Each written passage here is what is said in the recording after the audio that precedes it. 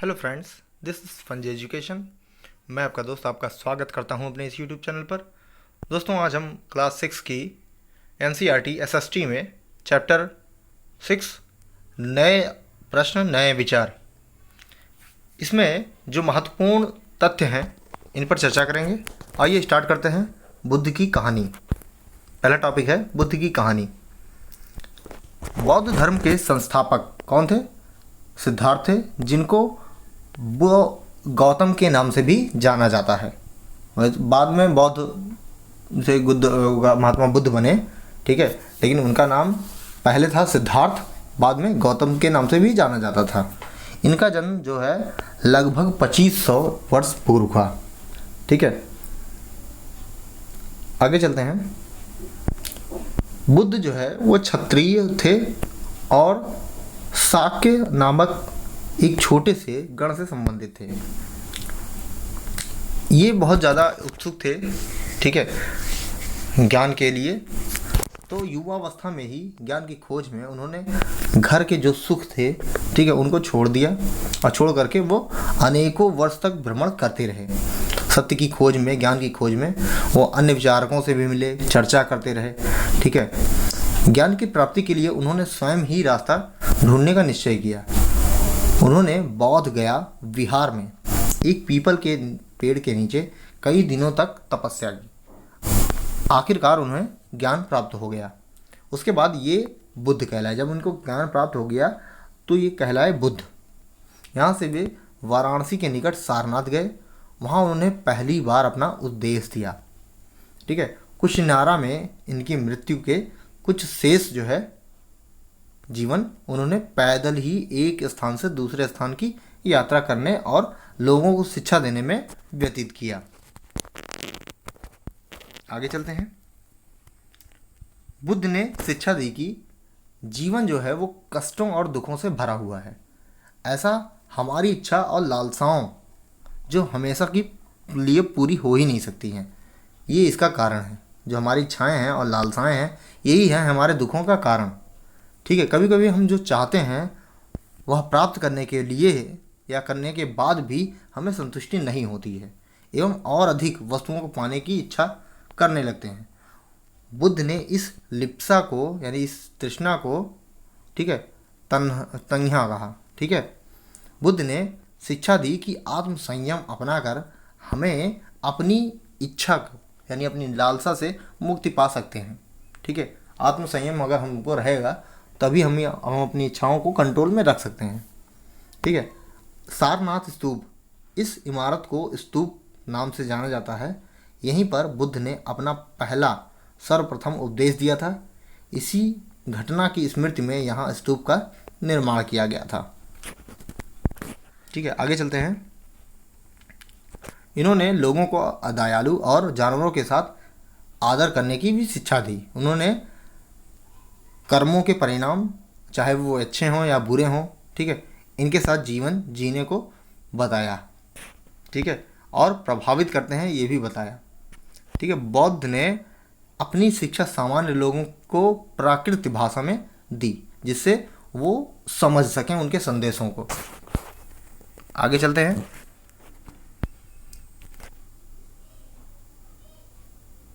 बुद्ध ने यह भी कहा कि लोग किसी शिक्षा को केवल इसलिए नहीं स्वीकार करें कि यह उनका उपदेश है, बल्कि वे उसे अपने विवेक से नापें, ठीक है, कि क्या है, सही है या न गलत है। आगे चलते हैं।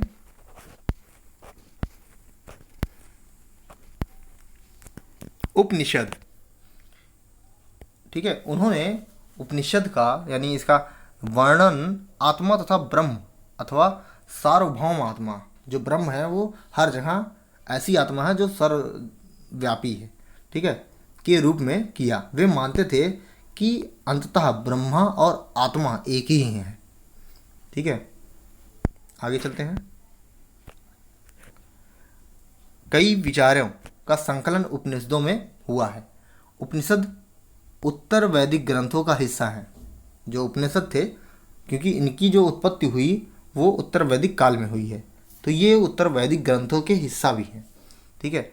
उपनिषद का शाब्दिक अर्थ होता है गुरु के समीप बैठना, ठीक है, यहाँ देखते हैं भारतीय दर्शन के 6 पद्धति या षड दर्शन। भारत द्वारा सत्य की बौद्धिक खोज की का प्रतिनिधित्व दर्शन की 6 शाखाओं ने किया। ये कौन सी शाखाएं थी? ये शाखाएं थी वैशेषिक, न्याय, सांख्य, योग, पूर्व मीमांसा और वेदांत या उत्तर मीमांसा के नाम से जाने जाते थे। ये 6 वेदांग थे, ठीक है, जिन्हें छह जो है ये दर्शन थे, 6 दर्शन, षड दर्शन इसको कहा गया। ठीक है, दर्शन की इन 6 पद्धतियों की स्थापना क्रमशः वैशेषिक का ऋषि कणाद जी ने, न्याय का गौतम जी ने, सांख्य का कपिल मुनि ने, योग का पतंजलि, पूर्व मीमांसा का जैमिनी और वेदांत या उत्तर मीमांसा के जो प्रवर्तक थे यानी स्थापना कारक थे, ठीक है, वो थे व्यास। ठीक है, आगे चलते हैं।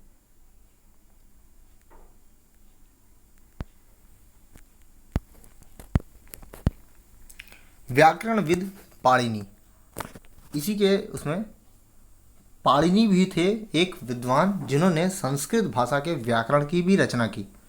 ठीक है, इनका प्रयोग कर कर संस्कृत भाषा के प्रयोग के नियम लघु सूत्रों लगभग 300, ठीक है, के रूप में ये है। ठीक है, अब इसमें कहा गया, आगे चलते हैं। जैन धर्म, अब यही इसी युग में, ठीक है, 300 वर्ष पूर्व ही जैन धर्म के 24वें और अंतिम तीर्थंकर कौन हुए? वर्धमान महावीर हुए। इन्होंने भी अपने प्रचार जो है विचारों का भी प्रसार किया। यह वज्जी संघ के लिच्छवी कुल के, ये वो शाक्य कुल के थे, ठीक है, ये लिच्छवी कुल के एक क्षत्रिय राजकुमार थे। दोनों लोग राजकुमार ही थे, बस ये शाक्य गण के थे और ये लिच्छवी कुल के थे। ठीक है, 30 वर्ष की आयु में इन्होंने भी घर छोड़ दिया था और जंगल में रहने लगे।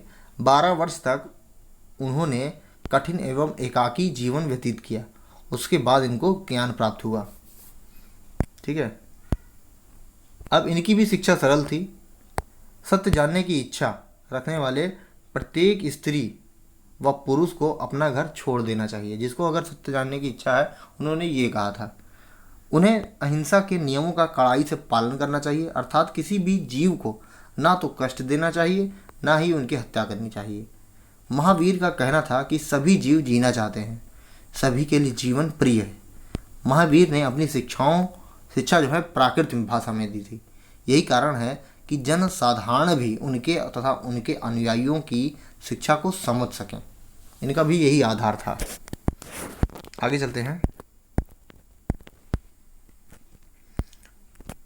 उस समय मगध में बोली जाने वाली जो भाषा थी वो प्राकृत, वो मागधी कहलाती थी।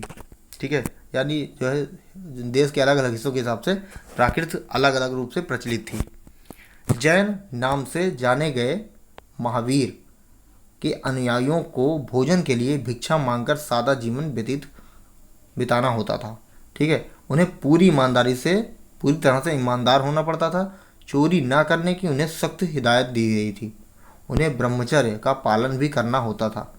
पुरुषों को वस्त्रों सहित सब कुछ त्याग देना पड़ता है। ठीक है, आगे चलते हैं। जैन शब्द जो है जिन शब्द से निकला हुआ है, जिसका अर्थ है विजेता। कुछ जो है कई जो व्यक्ति थे जिनको जैन धर्म में रुचि थी, ठीक है, कुछ जो है अधिकांश लोगों ने कड़े नियमों का पालन करके, बहुत कठिन था जो कि, ठीक है, फिर भी 1000 व्यक्तियों ने इस नई जीवन शैली को जानने और सीखने के लिए अपने घरों को छोड़ा भी। ठीक है, और कुछ अपने घर पर रह करके ही, यानी गृहस्थ में रह करके ही भिक्षु और भिक्षुणियों बने लोगों को भोजन प्रदान करके उनकी सहायता करते रहे। व्यापारियों ने भी जैन धर्म का समर्थन किया। किसानों ने भी इसका पालन किया। ठीक है, क्योंकि फसल के लिए उनके थोड़ा सा पालन ही किया, क्योंकि वो गृहस्थ में रह करके, अगर वो उनके लिए थोड़ा सा कठिन था ही, क्योंकि वो फसल की रक्षा के लिए कीड़े मकोड़े को मारना पड़ता था। बाद में सर्दी में ठीक है, सदियों में जैन धर्म उत्तर भारत के कई हिस्सों के साथ गुजरात, तमिलनाडु, कर्नाटक में भी फैल गया। महावीर और उनके अनुयायियों की शिक्षाएं कई शताब्दियों तक मौखिक रूप में रही। ठीक है, बाद में वर्तमान में इस समय जैन शिक्षाओं की लगभग 1500 वर्ष पूर्व गुजरात में वल्लभी नामक स्थान पर लिखी गई। आगे चलते हैं। संघ। महावीर और बुद्ध दोनों का ही मानना था कि घर का त्याग करने पर ही सच्चे ज्ञान की प्राप्ति होती है। ऐसा लोगों के लिए उन्होंने संघ नामक संगठन बनाया, जहां घर का त्याग करने वाले लोग एक साथ रह सकें। संघ में रहने वाले बौद्ध भिक्षुओं के लिए बनाए गए नियम विनय पिटक ग्रंथ में मिलते थे। किसमें? संघ में रहने वाले बौद्ध भिक्षुओं के लिए जो बनाए गए नियम थे वो विनय पिटक में मिलते थे। विनय पिटक से हमें पता चलता है कि संघ में पुरुषों और स्त्रियों के लिए अलग अलग व्यवस्था थी। ठीक है, सभी व्यक्ति संघ में प्रवेश तो ले सकते थे। हालांकि संघ में प्रवेश के लिए बच्चों को अपने माता पिता से, दासों को अपने स्वामी से, राजा के यहाँ काम करने वाले लोगों को राजा से और कर्जदारों को अपने देनदारों से अनुमति लेनी होती थी। उसके बाद ही ये आ सकते थे। और एक बात, कोई स्त्री अगर चाहती थी तो वो भी अपने पति से अनुमति लेकर इस संघ में प्रवेश ले सकती थी। संघ में प्रवेश लेने वाले स्त्री और पुरुष बहुत सादा जीवन जीते थे। ठीक है, अधिकांश समय ये ध्यान में ही बिताते थे। उसके बाद ये निश्चित समय के लिए जाकर के भिक्षा मांगते थे। ठीक है, इसी वजह से इन्होंने भिक्षु और भिक्षुड़ी, साधु भिखारियों के लिए ये प्राकृत शब्द ये कहा गया। आगे चलते हैं।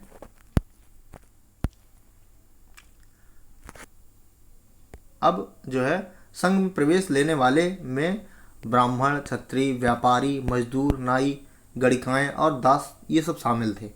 ठीक है, पहाड़ियों को काट कर एक गुफा बनाई गई। यह कार्ले यानी वर्तमान महाराष्ट्र में स्थित एक गुफा है, जहाँ भिक्षु और भिक्षुणियाँ, ठीक है, इन शरण स्थलों में रहकर ध्यान किया करते थे। ठीक है, ये है, नीचे दिखाया गया है। इनको कहते थे विहार। जैन और बौद्ध भिक्षु पूरे साल एक स्थान से दूसरे स्थान घूमते हुए उपदेश दिया करते थे। केवल वर्षा ऋतु में जब यात्रा करना कठिन हो जाता था तो वे एक स्थान पर ही निवास करते थे। ऐसे समय में वे अनुयायियों द्वारा उद्यानों में बनाए गए अस्थायी निवासों में अथवा पहाड़ी क्षेत्रों की प्राकृतिक गुफाओं में रहते थे। ये था पहाड़ी गुफाएं। ठीक है, बाद में इन लोग के लिए शरण स्थल बनाए गए जिन्हें विहार कहा गया। ठीक है, आरंभिक विहार जो है वो लकड़ी के बनाए गए। बाद में इसका निर्माण ईंटों का प्रयोग होने लगा। पश्चिमी भारत में विशेषकर कुछ विहार पहाड़ियों को खोद करके भी बनाए गए। आगे चलते हैं। एक बौद्ध ग्रंथ से ज्ञात होता है, क्या ज्ञात होता है? जिस तरह महासागरों से मिलने वाली नदियों की अलग अलग पहचान समाप्त हो जाती है, ठीक उसी तरह बुद्ध के अनुयायी जब भिक्षुओं की श्रेणी में प्रवेश करते हैं तो वे अपना वर्ण, श्रेणी, परिवार सब त्याग देते हैं। ठीक है, यहाँ है प्रायः किसी धनी व्यापारी, राजा अथवा भूस्वामी द्वारा दान में दी गई भूमि या विहार का निर्माण होता था। ठीक है, जो दान वाली भूमि थी उसी पर विहार का निर्माण होता था। स्थानीय व्यक्ति भिक्षु भिक्षुणियों के लिए भोजन, वस्त्र और दवाइयाँ लेकर आते थे, जिसके बदले में भिक्षु और भिक्षुणियाँ जो है लोगों को शिक्षा देते थे। आगे चलते हैं। यहाँ आश्रम व्यवस्था। जैन और बौद्ध धर्म जिस समय लोकप्रिय हो रहे थे, लगभग उसी समय ब्राह्मणों ने आश्रम व्यवस्था का भी विकास किया। यहाँ आश्रम शब्द का तात्पर्य था इन लोगों द्वारा रहने और ध्यान करने के लिए प्रयोग में लाने वाला स्थल। ठीक है, से नहीं, बल्कि इसका तात्पर्य जीवन के एक चरण से था। जैसे ब्रह्मचर्य, गृहस्थ, वानप्रस्थ और संन्यास नामक 4 आश्रमों की व्यवस्था की गई थी। ब्रह्मचर्य के अंतर्गत ब्राह्मण, क्षत्रिय और वैश्य से अपेक्षा यह की जाती थी कि यह चरण के दौरान वे सादा जीवन बिताकर वेदों की अध्ययन करें। ठीक है, और गृहस्थ में था कि गृहस्थ आश्रम में के अंतर्गत उन्हें विवाह कर एक गृहस्थ रूप में रहना होता था। वानप्रस्थ के अंतर्गत उन्हें जंगल में जाकर साधना करनी होती थी और उन्हें सब कुछ त्याग कर सन्यासी बन जाना चाहता था। आश्रम व्यवस्था में लोगों को अपने जीवन का कुछ हिस्सा ध्यान में लगाने पर बल दिया गया था। प्रायः स्त्रियों को वेद पढ़ने की अनुमति अभी भी नहीं थी। उन्होंने अपने पतियों द्वारा पालन किए जाने वाले आश्रमों का ही अनुसरण करना होता था। जो उनके पति अनुसरण करते थे जिस व्यवस्था को, उसी व्यवस्था में इनको भी रहना पड़ता था। ठीक है, आगे चलते हैं।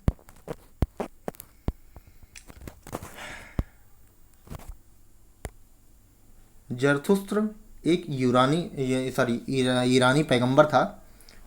उनकी शिक्षाओं का संकलन जिंद अवस्था, ठीक है, नामक ग्रंथ में मिलता है। जिंद अवस्था जो है कि भाषा तथा इसमें वर्णित रीति रिवाज वेदों की भाषा और रीति रिवाजों से काफ़ी मिलते जुलते थे।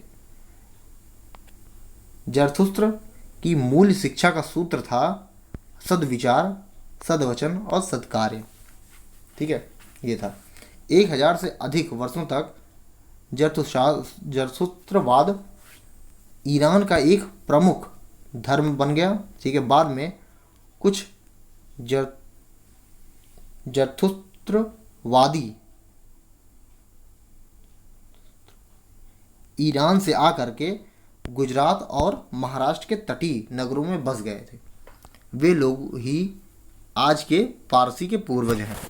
ठीक है, जरथुस्त्र जो थे वही आकर के ईरान में बसे हैं। गुजरात, महाराष्ट्र और तटीय जो है नगरों में बसे, वही अब पारसी के पूर्वज कहलाते हैं। ठीक है, आगे चलते हैं।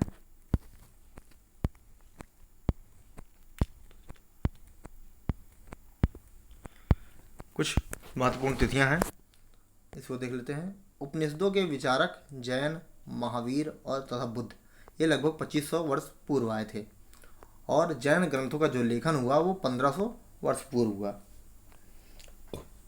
ओके फ्रेंड्स, वीडियो कैसा लगा कमेंट सेक्शन में ज़रूर बताएं। अच्छा लगा हो तो लाइक सब्सक्राइब ज़रूर करें। फिर मिलेंगे नेक्स्ट वीडियो में नेक्स्ट चैप्टर के साथ, नेक्स्ट टॉपिक के साथ, कुछ महत्वपूर्ण तथ्यों के साथ। तब तक के लिए मुझे आज्ञा दीजिए। नमस्कार, जय हिंद, जय भारत और धन्यवाद।